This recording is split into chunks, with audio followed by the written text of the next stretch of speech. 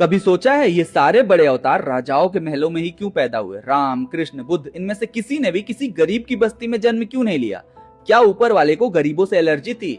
नहीं भाई, इसकी असली वजह पैसा नहीं बल्कि परवरिश है। एक गरीब इंसान सिर्फ पैसों से गरीब नहीं होता, वो गरीब होता है अपनी सोच से। इनके लिए बच्चा पैदा करना प्यार नहीं बल्कि एक रिटायरमेंट प्लान होता है। भगवान को भी पता है कि अगर वो किसी गरीब के घर में पैदा हो गए तो उनके विश्व कल्याण का मिशन वहीं धरा का धरा रह जाएगा। पहले ये वीडियो देखो फिर बात करते हैं। देखो इस पे अपनी डाइट के लिए तो पैसे हैं, हमारे लिए नहीं है। कभी मीट, कभी अंडा, कभी ब्रेड, सब चीज खाता रहता। हमारे लिए पैसे नहीं है और हमारे लिए तो ये मर जाता है। तो बॉडी देखो, देख रहे हो, ये माँ अपने बेटे को सिर्फ इसलिए टॉन्ट मार रही है क्योंकि इसके बेटे ने अपने खुद के कमाए पैसे को खुद पे खर्च कर लिया। एक्चुअली ये उसकी औकात याद दिला रही है कि बेटा तेरा खुद का कोई औकात ही नहीं है, तेरा जन्म सिर्फ हमारी जेब भरने के लिए हुआ है। इनके लिए बेटा एक मनी मशीन है जिसमें प्रोटीन और जिम का खर्चा वेस्ट है क्योंकि वो पैसा इनकी जेब में नहीं जा रहा।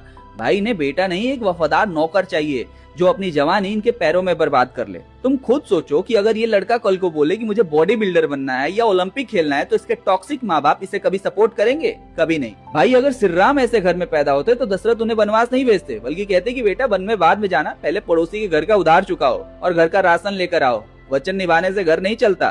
क्या उनकी वो डिवाइन ट्रेनिंग हो पाती या फिर उस लेवल का माइंडसेट बन पाता कि वो अपने बाप से हेल्प लिए बिना ही खुद की सेना बनाकर रावण को घर में घुसकर मार आते? उधर यशोदा मैया कृष्ण को बोलती कि बेटा अगर तुम मथुरा छोड़कर द्वारिका चले जाओगे तो बुढ़ापे में हमारा ध्यान कौन रखेगा?